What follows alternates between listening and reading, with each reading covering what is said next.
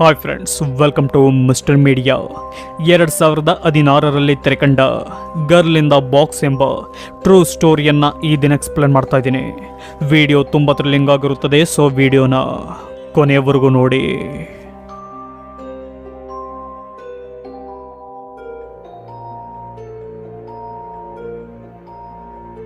ಮೂವಿಯ ಮೊದಲ ಸೀನ್ ಶುರುವಾಗುವುದು 1977ರಲ್ಲಿ.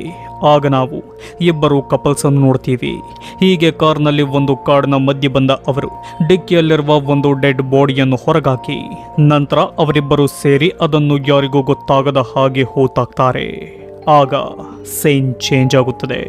ಈ ಸೀನ್ನಲ್ಲಿ ನಮಗೆ ಕೋಲಿನ್ ಎಂಬ ಹುಡುಗಿ ಪರಿಚಯವಾಗ್ತಾಳೆ. ಹಾಗೆಯೇ ನಮಗೆ ಅವಳ ಸಂತೋಷದ ಫ್ಯಾಮಿಲಿ ಕಾಣುತ್ತದೆ. ಆಗ ಕೋಲಿನ್ ತನ್ನ ತಂದೆಯ ಜೊತೆ ಮಾತನಾಡ್ತಾಳೆ. ನಾನು ಕ್ಯಾಲಿಫೋರ್ನಿಯಾಗೆ ಹೋಗಲು ನಿಮ್ಮ ಪರ್ಮಿಷನ್ ಬೇಕು, ಏಕೆಂದರೆ ಅಲ್ಲಿರುವ ನನ್ನ ಸ್ನೇಹಿತೆಯ ಬರ್ತ್ಡೇ ಇದೆ. ಹಾಗಾಗಿ ಅವಳಿಗೆ ಸರ್ಪ್ರೈಸ್ ಕೊಡಲು ನಾನು ಹೋಗುತ್ತಿರುವೆ ಎಂದು ಹೇಳ್ತಾಳೆ. ಅದಕ್ಕೆ ಅವಳ ತಂದೆ, ನಾವಿರುವುದು ಯುಜಿನ್ನಲ್ಲಿ, ಕ್ಯಾಲಿಫೋರ್ನಿಯಾ ಇಲ್ಲಿಂದ ತುಂಬಾ ದೂರವಾಗುತ್ತದೆ, ಬೇಡ ಎಂದು ಹೇಳ್ತಾರೆ. ಆಗ ಕೋಲಿನ್ ರಿಕ್ವೆಸ್ಟ್ ಮಾಡಿಕೊಂಡಾಗ ಅವಳು ಹೋಗಲು ಒಪ್ಪಿಕೊಳ್ತಾರೆ. ಕೋಲಿನ್ ಒಬ್ಬಳು ಟ್ರಾವೆಲರ್ ಆಗಿದ್ದರಿಂದ ಹೋಗುತ್ತಿದ್ದ ಕಾರ್ಗಳಲ್ಲಿಯೇ ಲಿಫ್ಟ್ ಕೇಳಿಕೊಂಡು ಹೋಗುತ್ತಿರುತ್ತಾಳೆ. ಹೀಗೆ ಒಂದು ಜಾಗಕ್ಕೆ ಬಂದ ಕೋಲಿನ್ ಅಲ್ಲಿಯೂ ಕಾರ್ಗಳ ಬಳಿ ಲಿಫ್ಟ್ ಕೇಳಿದಾಗ ಯಾರು ಕೂಡ ನಿಲ್ಲಿಸುವುದಿಲ್ಲ. ಹೀಗೆ ಕೋಲಿನ್ ತುಂಬ ಹೊತ್ತು ವೆಯ್ಟ್ ಮಾಡಿದಾಗ ಅಲ್ಲಿಗೆ ಒಂದು ಕಾರ್ ಬರುತ್ತದೆ ಹಾಗೂ ಅದರಲ್ಲಿ ಕಪಲ್ಸ್ ಇರ್ತಾರೆ. ಸ್ನೇಹಿತರೆ, ನಾವು ಮೂವಿಯ ಮೊದಲಲ್ಲಿ ನೋಡಿದ ಕಪಲ್ಸ್ ಇವರೇ ಆಗಿದ್ದಾರೆ. ಆಗ ಅವರ ಮಾತನ್ನು ಕೇಳಿದ ಕೋಲಿನ್ಗೆ ಇವರು ಒಳ್ಳೆಯವರಿರಬಹುದು ಎಂದು ಅನ್ನಿಸಿ ಅವರ ಕಾರ್ನಲ್ಲಿಯೇ ಕೂರುತ್ತಾಳೆ. ಆಗ ನಮಗೆ ಅವರ ಹೆಸರೇನೆಂದು ಗೊತ್ತಾಗುತ್ತದೆ. ಅವರ ಹೆಸರು ಕ್ಯಾಮರನ್ ಹಾಗೂ ಅವನ ಹೆಂಡತಿ ಜೆನಿಸ್. ಹೀಗೆ ಅವರು ಕೋಲಿನ್ ಜೊತೆ ಚೆನ್ನಾಗಿ ಮಾತನಾಡುತ್ತಾ ಬೇರೆ ರೂಟ್ನಲ್ಲಿ ಹೋಗ್ತಾರೆ. ಆಗ ಕೋಲಿನ್ ಗಾಬರಿಯಾದಾಗ ಜೆನಿಸ್ ಹೇಳ್ತಾಳೆ, ಗಾಬರಿಯಾಗಬೇಡ, ನಮಗೊಂದು ಚಿಕ್ಕ ಕೆಲಸವಿದೆ, ನಂತರ ನಿನ್ನನ್ನು ನೀನು ಹೇಳಿದ ಜಾಗಕ್ಕೆ ಕರೆದುಕೊಂಡು ಹೋಗುತ್ತೇವೆ ಎಂದು ಹೇಳಿದಾಗ ಸರಿ ಎಂದು ಕೋಲಿನ್ ಸುಮ್ಮನಾಗ್ತಾಳೆ. ಹೀಗೆ ಕೋಲಿನ್ನನ್ನು ಅವರು ಜನರೇ ಓಡಾಡದ ಒಂದು ಜಾಗಕ್ಕೆ ಕರೆದುಕೊಂಡು ಬರ್ತಾರೆ. ಹೀಗಿರುವಾಗ ಕೋಲಿನ್ನ ಹಿಂದೆಯಿಂದ ಬಂದ ಕ್ಯಾಮರನ್ ಅವಳ ಕತ್ತಿಗೆ ಚಾಕು ಇಟ್ಟು ಏನಾದರೂ ಕೂಗಾಡಿದರೆ ನಿನ್ನ ಕತ್ತನ್ನು ಕೊಯ್ದು ಹಾಕುವೆ ಎಂದು ಹೆದರಿಸ್ತಾನೆ. ನಂತರ ಅವಳ ಕೈ ಬಾಯಿಗೆಲ್ಲ ಪಟ್ಟಿ ಕಟ್ಟಿ ಡಿಕ್ಕಿಯಲ್ಲಿದ್ದ ಒಂದು ಬಾಕ್ಸ್ ಅನ್ನು ತೆಗೆದುಕೊಂಡು ಬರ್ತಾನೆ. ಅದರಲ್ಲಿ ಒಂದು ದೊಡ್ಡ ಹೋಲ್ ಇರುತ್ತದೆ. ಆಗ ಕ್ಯಾಮರನ್ ಅದರಲ್ಲಿ ಅವಳ ತಲೆಯಿಡಿಸಿ ಲಾಕ್ ಮಾಡಿಸಿ ಹಿಂದಿನ ಸೀಟ್ನಲ್ಲಿ ಮಲಗಿಸುತ್ತಾನೆ. ಹೀಗೆ ಕೋಲಿನ್ನನ್ನು ಅವರಿಬ್ಬರು ತಮ್ಮ ಮನೆಗೆ ಕರೆದುಕೊಂಡು ಬರ್ತಾರೆ. ಆಗ ಕ್ಯಾಮರನ್ ಅವಳನ್ನು ಬೇಸ್ಮೆಂಟ್ಗೆ ಕರೆದುಕೊಂಡು ಹೋಗಿ ಅವಳ ಬಟ್ಟೆ ತೆಗೆಸಿ ಅವಳಿಗೆ ಚಾವಟಿಯಿಂದ ಮನ ಬಂದಂತೆ ಒಂದೇ ಸಮನೆ ಹೊಡೆಯುತ್ತಾನೆ. ನಂತರ ಅವಳ ತಲೆಯನ್ನು ಪುನಃ ಬಾಕ್ಸ್ಗೆ ಇರಿಸಿ ಕ್ಯಾಮರನ್ ಅಲ್ಲಿಂದ ಹೊರಗೋದಾಗ ಅವಳ ಕಿರುಚಾಟ ಕೇಳುತ್ತಿದ್ದ ಜೆನಿಸ್ ಗನ್ ತೆಗೆದುಕೊಂಡು ಬೇಸ್ಮೆಂಟ್ಗೆ ಹೋಗ್ತಾಳೆ. ಆಗ ಕೋಲಿನ್ಗೆ ಜೆನಿಸ್ ಬಂದಿದ್ದು ಗೊತ್ತಾಗಿ, ದಯವಿಟ್ಟು ನನ್ನನ್ನು ಬಿಟ್ಟು ಬಿಡಿ, ನೀವು ನನಗೆ ಮಾಡಿದ್ದನ್ನು ನಾನು ಯಾರ ಬಳಿಯೂ ಹೇಳುವುದಿಲ್ಲ, ನಾನು ಮನೆಗೆ ಹೋಗಬೇಕು ಎಂದು ಕೇಳಿಕೊಳ್ತಾಳೆ. ಆದರೂ ಏನೂ ಪ್ರಯೋಜನವಾಗುವುದಿಲ್ಲ. ರಾತ್ರಿ ಸಮಯದಲ್ಲಿ ಜೆನಿಸ್ ಕ್ಯಾಮರನ್ ಜೊತೆ ಮಾತನಾಡ್ತಾಳೆ. ಅವಳನ್ನು ನಾವು ಬಿಟ್ಟು ಬಿಡೋಣವಾ ಎಂದು ಕೇಳಿದಾಗ ಕ್ಯಾಮರನ್ ಹೇಳ್ತಾನೆ, ಅವಳು ನಮ್ಮಿಬ್ಬರ ಮುಖವನ್ನು ನೋಡಿದ್ದಾಳೆ, ಈಗ ನಾವು ಅವಳನ್ನು ಬಿಟ್ಟರೆ ಪೊಲೀಸರಿಗೆ ಹೇಳುವುದು ಖಂಡಿತ, ಹಾಗಾಗಿ ಅವಳನ್ನು ನಾವು ಬಿಡುವುದಿಲ್ಲ, ಅವಳು ಇಲ್ಲೇ ನಮ್ಮ ಮನೆಯಲ್ಲೇ ಇರುತ್ತಾಳೆ ಎಂದು ಹೇಳ್ತಾನೆ. ಆದರೆ ಜೆನಿಸ್ಗೆ ಅವನ ಮಾತು ಇಷ್ಟವಾಗುವುದಿಲ್ಲ. ಅವಳೇನಾದರೂ ನನ್ನ ಜಾಗಕ್ಕೆ ಬರುತ್ತಾಳೆ ಎಂಬ ಭಯ ಅವಳಿಗೆ ಇರುತ್ತದೆ. ಸ್ನೇಹಿತರೆ, ಈ ಕ್ಯಾಮರನ್ ಒಬ್ಬ ಸೈಕೋ ವಿಕೃತ ಮನಸ್ಸಿನ ವ್ಯಕ್ತಿಯಾಗಿರ್ತಾನೆ ಹಾಗೂ ಲೇಡೀಸ್ಗಳಿಗೆ ಹೊಡೆದು ಟಾರ್ಚರ್ ಮಾಡಿ ಅವರು ಪಡುವ ನೋವನ್ನು ನೋಡಿ ಆನಂದ ಪಡುವ ವಿಕೃತ ಮನಸ್ಸು ಇವನದಾಗಿರುತ್ತದೆ. ಇಷ್ಟು ದಿನ ಈತ ಆ ಕೆಲಸವನ್ನು ತನ್ನ ಹೆಂಡತಿಗೆ ಮಾಡುತ್ತಿರುತ್ತಾನೆ. ಆಗ ಜೆನಿಸ್ ತನ್ನ ಸಂತೋಷದ ಫ್ಯಾಮಿಲಿಗಾಗಿ ಒಂದು ಯೋಚನೆ ಮಾಡ್ತಾಳೆ. ಅದೇನೆಂದರೆ, ನಾವೇನಾದರೂ ಒಂದು ಹುಡುಗಿಯನ್ನು ಕಿಡ್ನಾಪ್ ಮಾಡಿ ತಂದರೆ ಈತ ನನಗೆ ಕೊಡಬೇಕಾದ ಟಾರ್ಚರ್ ಅನ್ನು ಅವಳಿಗೆ ಕೊಡ್ತಾನೆ, ನನ್ನ ಬಳಿ ಖುಷಿಯಿಂದ ಇರ್ತಾನೆ. ಆಗ ನಾವಿಬ್ಬರು ಸಂತೋಷದ ಫ್ಯಾಮಿಲಿಯನ್ನು ಲೀಡ್ ಮಾಡಬಹುದು ಎಂದು ಯೋಚಿಸಿ ಇದನ್ನು ತನ್ನ ಗಂಡನಿಗೆ ಹೇಳಿದಾಗ ಅವನಿಗೆ ಈ ಉಪಾಯ ತುಂಬ ಇಷ್ಟವಾಗುತ್ತದೆ. ಹಾಗಾಗಿ ಕೋಲಿನ್ ಕಿಡ್ನಾಪ್ ಆಗಿರುವುದು ಎಂದು ನಮಗೆ ಗೊತ್ತಾಗುತ್ತದೆ. ನಂತರ ಕ್ಯಾಮರನ್ ಕೋಲಿನ್ಗಾಗಿ ಒಂದು ದೊಡ್ಡ ಬಾಕ್ಸ್ ಅನ್ನು ರೆಡಿ ಮಾಡಿ ಅದರಲ್ಲಿ ಕೋಲಿನ್ ಅನ್ನು ಇರಿಸುತ್ತಾನೆ. ಹೀಗೆ ದಿನ ಕಳೆದಂತೆ ಜೆನಿಸ್ ಪ್ರೆಗ್ನೆಂಟ್ ಆಗ್ತಾಳೆ. ಇತ್ತ ಕೋಲಿನ್ನ ಮನೆಯವರು ಕೋಲಿನ್ ಇನ್ನೂ ಮನೆಗೆ ಬರದೇ ಇರುವುದರಿಂದ ತುಂಬ ಗಾಬರಿಯಾಗ್ತಾರೆ ಹಾಗೂ ಎಲ್ಲ ಕಡೆಯೂ ವಿಚಾರಿಸ್ತಾರೆ. ಹಾಗೆಯೇ ಅವರು ಪೊಲೀಸ್ಗೂ ಕಂಪ್ಲೇಂಟ್ ಕೊಡ್ತಾರೆ. ಆಗ ಕ್ಯಾಮ್ರನ್ ಕೋಲಿನ್ ಬಳಿ ಹೋಗಿ ಒಂದು ಅಗ್ರಿಮೆಂಟ್ ಪೇಪರ್ ಕೊಟ್ಟು ಹೀಗೆ ಹೇಳ್ತಾನೆ, ನಾನು ಒಂದು ಕಂಪನಿಯಲ್ಲಿ ಕೆಲಸ ಮಾಡುತ್ತಿದ್ದೀನಿ. ಆ ಕಂಪನಿ ಮಾಡುವ ಕೆಲಸವೇನೆಂದರೆ ಸ್ಲೇವ್ಗಳನ್ನು ಅಂದರೆ ಗುಲಾಮರನ್ನು ದೇಶಗಳಿಗೆ ಸಾಗಿಸುವ ಕೆಲಸ. ನಾನು ಆ ಕಂಪನಿಗೆ ಸ್ಲೇವ್ಗಳನ್ನು ಕಳಿಸಿಕೊಡುವುದು. ಹಾಗಾಗಿ ನಿನ್ನನ್ನು ಕೂಡ ಕಂಪನಿಗೆ ಮಾರಲು ಕಿಡ್ನಾಪ್ ಮಾಡಿರುವುದು. ನನ್ನ ಹೆಂಡತಿಯು ಕೂಡ ನಿನ್ನ ಹಾಗೆಯೇ ಕಿಡ್ನಾಪ್ ಆಗಿದ್ದವಳು. ಆಗ ಅವಳು ಅಲ್ಲಿಂದ ತಪ್ಪಿಸಿಕೊಂಡು ಓಡಿ ಹೋಗಿ ಪೊಲೀಸ್ ಸ್ಟೇಷನ್ಗೆ ಹೋಗಿ ಕಂಪನಿಯ ವಿರುದ್ಧ ಕಂಪ್ಲೇಂಟ್ ಕೊಟ್ಟಳು. ಆಗ ಅವರು ಇವಳ ಕಾಲಿನ ಮೂಳೆ ಮುರಿದು ಮತ್ತೆ ಕಂಪನಿಗೇನೆ ಕಳಿಸಿಕೊಟ್ಟರು. ಏಕೆಂದರೆ ಪೊಲೀಸರು ಕೂಡ ಈ ಕಂಪನಿಯ ಒಂದು ಭಾಗ. ಆಗ ಅವರು ಇವಳಿಗೆ ಅತಿಯಾಗಿ ಟಾರ್ಚರ್ ಮಾಡುತ್ತಿದ್ದರು. ಆಗ ನಾನು ಇವಳನ್ನು ಪರ್ಚೇಸ್ ಮಾಡಿದೆ. ನಂತರ ನಾನೇ ಇವಳನ್ನು ಮದುವೆಯಾದೆ ಎಂದು ಹೇಳ್ತಾನೆ. ಈಗ ನೀನು ಈ ಅಗ್ರಿಮೆಂಟ್ಗೆ ಸೈನ್ ಹಾಕಿದರೆ ನೀನು ಕೂಡ ನನ್ನ ಮನೆಯಲ್ಲಿಯೇ ಸ್ಲೇವ್ ಆಗಿ ಇರುವೆ. ಇಲ್ಲವಾದರೆ ನಿನ್ನನ್ನು ಕಂಪನಿಗೆ ಮಾರಿಬಿಡುವೆ. ಈಗಾಗಲೇ ನೀನು ನನ್ನ ಮನೆಯಲ್ಲಿರುವುದು ಕಂಪನಿಯವರಿಗೆ ಗೊತ್ತಾಗಿದೆ. ನೀನೇನಾದರೂ ನಾನು ಸ್ಲೇವ್ ಆಗಲ್ಲ ಎಂದು ಅಗ್ರಿಮೆಂಟ್ಗೆ ಸೈನ್ ಮಾಡದೆ ಹೋದರೆ ನಿನ್ನ ಅಕ್ಕನನ್ನು ಕಂಪನಿಯವರು ಟಾರ್ಗೆಟ್ ಮಾಡ್ತಾರೆ.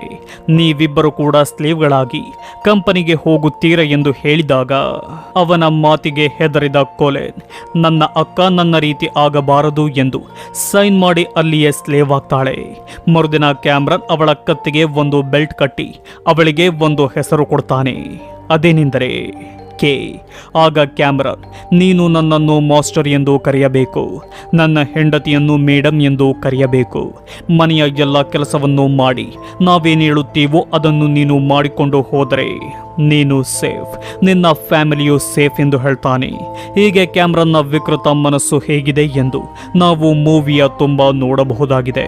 ಹೀಗೆ ಕೋಲಿನ್ ಅವರು ಹೇಳಿದ ಹಾಗೆಲ್ಲ ಕೇಳಿಕೊಂಡು ಅವರ ಮನೆಯ ಎಲ್ಲ ಕೆಲಸವನ್ನು ಮಾಡಿಕೊಂಡು ಹೋಗುತ್ತಿರುತ್ತಾಳೆ. ಹೀಗೆ ಹಲವಾರು ತಿಂಗಳು ಕೋಲಿನ್ ಅಲ್ಲಿಯೇ ಕೆಲಸ ಮಾಡಿಕೊಂಡು ಕ್ಯಾಮ್ರನ್ ಕೊಡುವ ಚಿತ್ರ ಹಿಂಸೆಯನ್ನು ಕೂಡ ಸಹಿಸಿಕೊಂಡು ಹೋಗುತ್ತಿರುತ್ತಾಳೆ. ಹೀಗೆ ಜೆನಿಸ್ಗೆ ಒಂದು ಹೆಣ್ಣು ಮಗುವಾಗುತ್ತದೆ. ದಿನ ಕಳೆದಂತೆ ಜೆನಿಸ್ ಕೂಡ ಕೋಲಿನ್ನನ್ನು ಸ್ಲೇವ್ನ ರೀತಿಯೇ ಟ್ರೀಟ್ ಮಾಡ್ತಾಳೆ. ಚಿಕ್ಕ ಚಿಕ್ಕ ವಿಷಯಗಳಿಗೆ ಅವಳಿಗೆ ಬೈಯುತ್ತಿರುತ್ತಾಳೆ. ಒಂದು ದಿನ ಕ್ಯಾಮ್ರನ್ ಕೋಲಿನ್ನನ್ನು ಹೊರಗಿನ ಒಂದು ಕೆಲಸಕ್ಕೆ ಕರೆದುಕೊಂಡು ಹೋಗ್ತಾನೆ. ಹೋಗುವಾಗ ಒಬ್ಬ ವ್ಯಕ್ತಿಯನ್ನು ತೋರಿಸಿ ಅವನ ಮುಂದೆ ನನ್ನನ್ನು ಮಾಸ್ಟರ್ ಎಂದು ಕರೆಯಬೇಡ, ಆತನು ಕೂಡ ಸ್ಲೇವ್ ಮಾಸ್ಟರ್. ಆಗ ಅವನು ನಿನ್ನನ್ನು ನೋಡಿ ನಿನ್ನನ್ನು ಪರ್ಚೇಸ್ ಮಾಡಲು ಕಂಪನಿಯ ಬಳಿ ಹೋಗ್ತಾನೆ ಎಂದು ಹೆದರಿಸ್ತಾನೆ. ಅದಕ್ಕೆ ಕೋಲಿನ್ ಸರಿ ಎಂದು ಹೇಳ್ತಾಳೆ. ಹೀಗೆ ಕ್ಯಾಮ್ರನ್ ಮರವನ್ನು ಕೊಡಲಿಯಿಂದ ಕಡಿಯುವಾಗ ಅವನ ಕಾಲಿಗೆ ಬಲವಾದ ಗಾಯವಾಗುತ್ತದೆ. ಆಗ ಕ್ಯಾಮ್ರನ್ ಸಹಾಯ ಮಾಡು ಎಂದು ಅವಳ ಬಳಿ ಕೇಳಿದಾಗ ಕೋಲಿನ್ ಅಲ್ಲಿಂದ ಓಡಿ ಹೋಗಲು ಯೋಚನೆ ಮಾಡ್ತಾಳೆ. ಆದರೆ ಅವಳಿಗೆ ಕ್ಯಾಮ್ರನ್ನ ಮಾತುಗಳು ತನ್ನ ಫ್ಯಾಮಿಲಿಯೆಲ್ಲ ನೆನಪಾಗಿ ಅವನಿಗೆ ಸಹಾಯ ಮಾಡಿ ಮನೆಗೆ ಕರೆದುಕೊಂಡು ಬರ್ತಾಳೆ. ಹೀಗೆ ಕ್ಯಾಮ್ರನ್ ಅವಳ ಜೊತೆ ಇಂಟಿಮೇಟ್ ಆಗಲು ಪ್ರಯತ್ನ ಪಡ್ತಾನೆ. ಆದರೆ ಅಷ್ಟರಲ್ಲಿ ಜೆನಿಸ್ ಬಂದ ಕಾರಣ ಸುಮ್ಮನಾಗ್ತಾನೆ. ಹೀಗೆ ದಿನ, ತಿಂಗಳು, ವರ್ಷಗಳು ಕಳೆಯುತ್ತವೆ. ಜೆನಿಸ್ನ ಮಗಳಾದ ಆಂಬರ್ ಕೂಡ ಬೆಳೆದಿರ್ತಾಳೆ. ಒಂದು ದಿನ ಕ್ಯಾಮ್ರನ್ ಕೋಲಿನ್ನನ್ನು ಆ ಬಾಕ್ಸ್ನಲ್ಲಿ ಲಾಕ್ ಮಾಡಿ ತನ್ನ ಫ್ಯಾಮಿಲಿಯನ್ನು ಕರೆದುಕೊಂಡು ಹೊರಗೆ ಹೋಗ್ತಾನೆ. ಸ್ನೇಹಿತರೆ, ಕೋಲಿನ್ 24 ಗಂಟೆಯಲ್ಲಿ 23 ಗಂಟೆಯು ಆ ಬಾಕ್ಸ್ನಲ್ಲಿಯೇ ಕಳೆಯಬೇಕಾಗಿರುತ್ತದೆ. ಮಿಕ್ಕ 1 ಅಥವಾ 2 ಗಂಟೆಯಲ್ಲಿ ಮಾತ್ರ ಕೋಲಿನ್ ಮನೆ ಕೆಲಸ ಹಾಗೂ ತನ್ನ ಕೆಲಸವನ್ನು ಮುಗಿಸಿಕೊಳ್ಳಲು ಹೊರ ಬರುವುದು. ಹೀಗೆ ಅವಳಿಗೆ ಅದರ ಒಳಗಿರಲು ಆಗುವುದಿಲ್ಲ. ಆಗ ಕೋಲಿನ್ ಆ ಬಾಕ್ಸ್ ಅನ್ನು ಕಾಲಿನಿಂದ ಒದ್ದು ಹೊರಬರ್ತಾಳೆ. ನೋಡಿದರೆ ಮನೆಯೆಲ್ಲರೂ ಇರುವುದಿಲ್ಲ. ತುಂಬಾ ಸಮಯದ ನಂತರ ಅಲ್ಲಿಗೆ ಕ್ಯಾಮ್ರನ್ ಮತ್ತು ಅವನ ಫ್ಯಾಮಿಲಿ ಬರುತ್ತದೆ. ಬಂದ ಅವನಿಗೆ ಬಾಕ್ಸ್ ಹೊಡೆದಿರುವುದು ಕಾಣುತ್ತದೆ. ಅದನ್ನು ಕಂಡು ಕ್ಯಾಮ್ರನ್ಗೆ ಗಾಬರಿಯಾಗಿ ಎಲ್ಲ ಕಡೆಯೂ ಚೆಕ್ ಮಾಡ್ತಾನೆ. ಆದರೆ ಕೋಲಿನ್ ಎಲ್ಲಿಯೂ ಕಾಣುವುದಿಲ್ಲ. ಆಗ ಅವನಿಗೆ ಕೋಲಿನ್ ವಾಶ್ರೂಮ್ನಲ್ಲಿ ಸಿಗ್ತಾಳೆ. ಆಗ ಏನು ಮಾಡದ ಕ್ಯಾಮ್ರನ್ ಅವಳನ್ನು ಅವಳ ಬಾಕ್ಸ್ಗೆ ಬಿಟ್ಟು ಹೊಸದಾಗಿ ಅದರ ಡೋರನ್ನು ರೆಡಿ ಮಾಡ್ತಾನೆ. ಹೇಗೆ ಜೆನಿಸ್ ಕೋಲಿನ್ನನ್ನು ಪ್ರೀತಿಯಿಂದ ಟ್ರೀಟ್ ಮಾಡಲು ಶುರು ಮಾಡ್ತಾಳೆ. ಅವಳು ಮತ್ತು ಆಂಬರ್ ಹೆಚ್ಚು ಕಾಲ ಕೋಲಿನ್ ಜೊತೆಯೇ ಮಾತನಾಡುತ್ತಾ ಕಾಲ ಕಳೆಯುತ್ತಾರೆ. ರಾತ್ರಿಯಲ್ಲಿ ಕೋಲಿನ್ನನ್ನು ರೂಮ್ಗೆ ಕರೆದುಕೊಂಡು ಹೋಗುವ ಕ್ಯಾಮ್ರನ್ ತನ್ನ ಆಸೆಯನ್ನು ತೀರಿಸಿಕೊಳ್ತಾನೆ. ಇದು ಜೆನಿಸ್ಗೆ ಸ್ವಲ್ಪವೂ ಇಷ್ಟವಾಗುತ್ತಿರುವುದಿಲ್ಲ. ಮರುದಿನ ಕ್ಯಾಮ್ರನ್ ಕೋಲಿನ್ಗೆ ಹೇಳ್ತಾನೆ, ನೀನು ನಿನ್ನ ಫ್ಯಾಮಿಲಿಯನ್ನು ನೋಡಲು ಕಂಪನಿ ಒಪ್ಪಿಗೆ ಕೊಟ್ಟಿದೆ ಎಂದು. ಅದನ್ನು ಕೇಳಿದ ಕೋಲಿನ್ಗೆ ತುಂಬಾ ಸಂತೋಷವಾಗುತ್ತದೆ. ಆಗ ಕ್ಯಾಮರನ್ ಅವಳನ್ನು ಅವಳ ಮನೆಗೆ ಕರೆದುಕೊಂಡು ಹೋಗ್ತಾನೆ. ಹೋಗುವಾಗಲೂ ಎಚ್ಚರಿಕೆ ಕೊಡ್ತಾನೆ, ನೀನೇನಾದ್ರೂ ಅಲ್ಲಿ ಬದಲಾದರೆ ನಿನ್ನ ಫ್ಯಾಮಿಲಿಯನ್ನು ಕಂಪನಿಯವರು ಸಾಯಿಸುತ್ತಾರೆ. ಈ ದಿನ ಅಷ್ಟೇ ನಿನ್ನ ಫ್ಯಾಮಿಲಿಯವರ ಜೊತೆ ಇರಬೇಕು, ನಂತರ ನನ್ನ ಜೊತೆ ಬರುತ್ತಿರಬೇಕು ಎಂದು ಹೇಳಿ ಅವರ ಮನೆಯ ಬಳಿ ಕರೆದುಕೊಂಡು ಹೋಗ್ತಾನೆ. ಹೀಗೆ ಕೋಲಿನ್ ಮನೆಗೆ ಹೋದಾಗ 7 ವರ್ಷದ ನಂತರ ಕೋಲಿನ್ನನ್ನು ನೋಡಿದ ಅವರ ಮನೆಯವರು ತುಂಬಾ ಸಂತೋಷ ಪಡ್ತಾರೆ. ನಾನು ಕೋಲಿನ್ನ ಬಾಯ್ ಫ್ರೆಂಡ್ ಎಂದು ಕ್ಯಾಮರನ್ ಅವರನ್ನು ಪರಿಚಯ ಮಾಡಿಕೊಳ್ತಾನೆ. ಹೀಗೆ ಅವರ ಜೊತೆ ಕೋಲಿನ್ ಸಮಯ ಕಳೆಯಲಿ ಎಂದು ಬಿಟ್ಟು ಹೋಗ್ತಾನೆ. ಆದರೆ ಅವಳ ಅಕ್ಕನಿಗೆ ಅನುಮಾನ ಬರುತ್ತದೆ.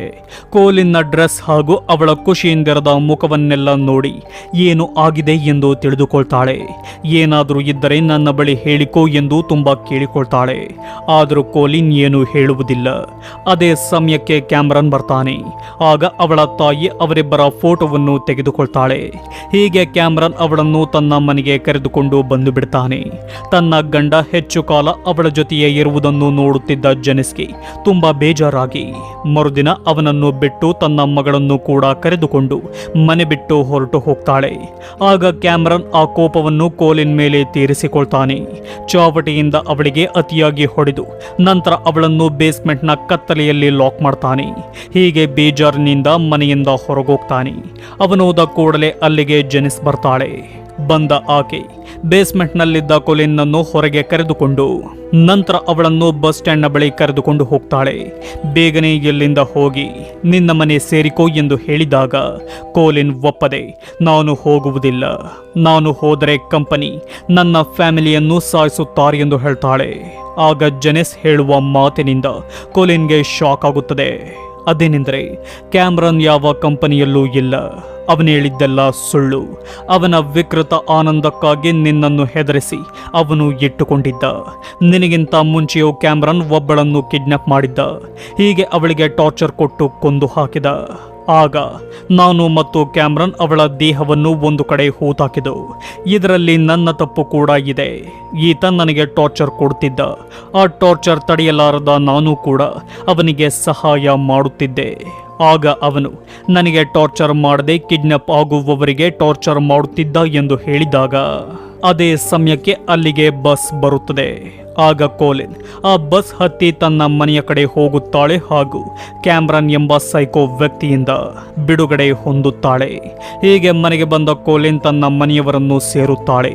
ಆಗ ಪೊಲೀಸರಿಗೆ ವಿಷಯ ತಿಳಿಸಿ ಕ್ಯಾಮರನ್ ಅರೆಸ್ಟ್ ಆಗುವ ಹಾಗೆ ಮಾಡಿ ಅವನಿಗೆ ಪೆರೋಲ್ ಇಲ್ಲದ 104 ವರ್ಷಗಳ ಶಿಕ್ಷೆಯಾಗುವಂತೆ ಮಾಡ್ತಾಳೆ. ಸ್ನೇಹಿತರೆ, ಈ ಮೂವಿಯಲ್ಲೂ ತೋರಿಸದ ನಿಜವಾದ ಕೋಲಿನ್, ಕ್ಯಾಮರನ್ ಹಾಗೂ ಜೆನಿಸ್ನ ಫೋಟೋಗಳು ಇವಾಗಿವೆ. ಅಲ್ಲಿಗೆ girl in the box movie end ಆಗುತ್ತದೆ.